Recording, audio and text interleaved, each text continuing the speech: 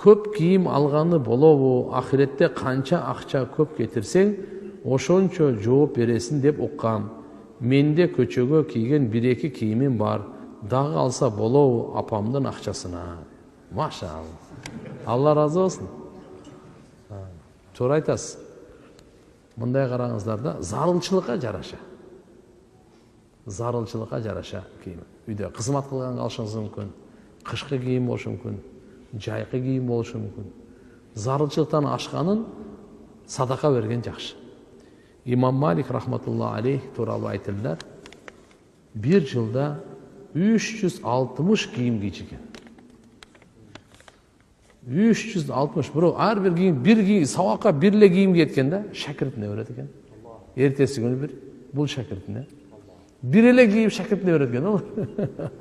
Аны ойлоп калдым да, 365 ком, неге 5 каяка кетти? Көрсө 5-и ал ихрам кийет экен да. Ажылыкта тигилген кийим кийсе болбойт да. Машалла. Аллахым баарыбызды зарылчылыкка жараша кийингенге, зарылчылыкты ашкан садака бергенге тоофик берсин, а?